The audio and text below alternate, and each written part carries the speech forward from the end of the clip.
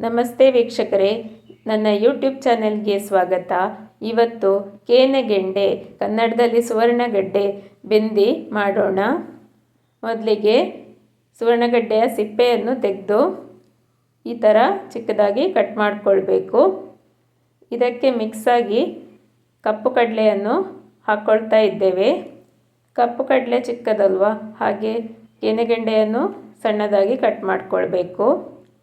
ಕಡಲೆಯನ್ನು ಕುಕ್ಕರಲ್ಲಿ ಬೇಯಿಸ್ಕೊಳ್ಬೇಕು. ಒಂದು ವಿಸಿಲ್ ಬಂದ ಮೇಲೆ 15 ನಿಮಿಷಗಳ ಕಾಲ ಸಿಮ್ ಮಾಡಿ ಬೇಯಿಸ್ಕೊಳ್ಳುವಂಥದ್ದು. ಈಗ ಕಟ್ ಮಾಡಿದ ಕೇನೆಗೆಂಡೆಯನ್ನು ನೀರು ಹಾಕಿ ತೊಳ್ಕೊಳ್ಬೇಕು. ಇದನ್ನು ಕಟ್ ಮಾಡುವ ಮೊದಲು ತೊಳಿಬಾರ್ದು.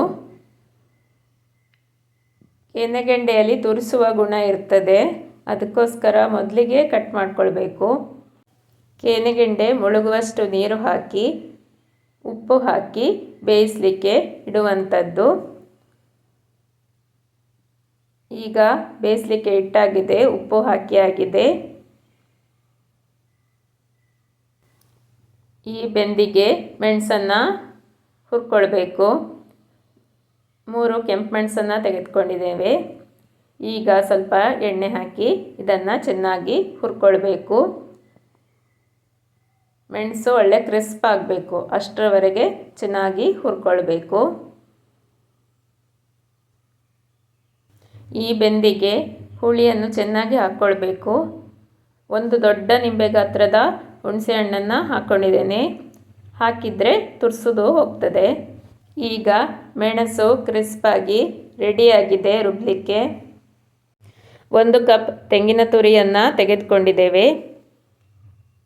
ಈಗ ಮಿಕ್ಸಿ ಜಾರ್ನಲ್ಲಿ ತೆಂಗಿನ ತುರಿ, ಹುರಿದ ಮೆಣಸು ಮತ್ತು ಹುಳಿಯನ್ನು ಸೇರಿಸಿಕೊಂಡು ನುಣ್ಣಗೆ ರುಬ್ಬಿಕೊಳ್ಳುವಂಥದ್ದು. ಈ ಬೆಂದಿ ಒಳ್ಳೆಯ ಗಸಿಯ ಹಾಗೆ ಆಗ್ತದೆ.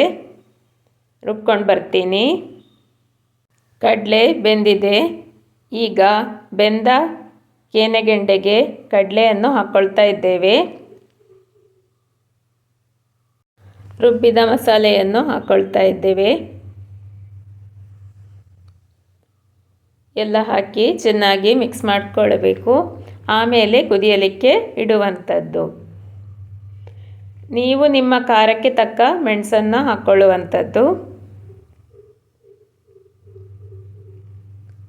ಈ ಬೆಂದಿ ಅನ್ನಕ್ಕೆ, ಚಪಾತಿಗೆ, ದೋಸೆಗೆ ಬಹಳ ಚೆನ್ನಾಗಿರ್ತದೆ. ಚೆನ್ನಾಗಿ ಮಿಕ್ಸ್ ಮಾಡಿಕೊಳ್ಳಿ. ಆಮೇಲೆ ಕುದಿಲಿಕ್ಕೆ ಇಟ್ಟು ಒಗ್ಗರಣೆಯನ್ನು ಹಾಕ್ಕೊಳ್ಳುವಂಥದ್ದು.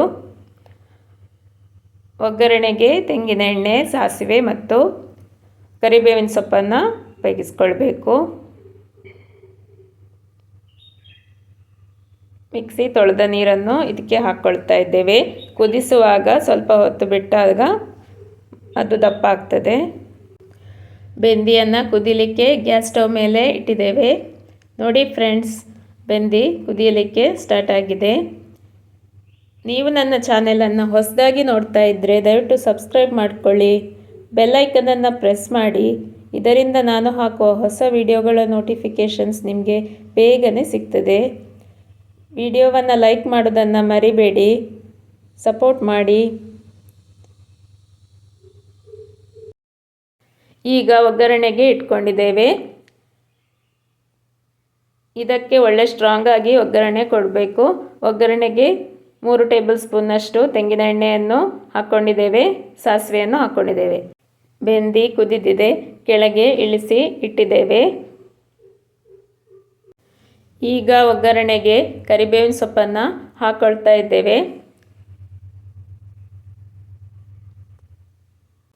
ಒಗ್ಗರಣೆ ಆಗಿದೆ, ಬೆಂದಿಗೆ ಹಾಕ್ಕೊಳ್ತಾ ಇದ್ದೇವೆ. ನಿಮಗೆ ಈ ರೆಸಿಪಿ ಇಷ್ಟವಾಗಿದ್ದಲ್ಲಿ ಖಂಡಿತ ಟ್ರೈ ಮಾಡಿ. ನನ್ನ ಚಾನೆಲನ್ನು ಲೈಕ್, ಶೇರ್, ಸಬ್ಸ್ಕ್ರೈಬ್ ಮಾಡಿ.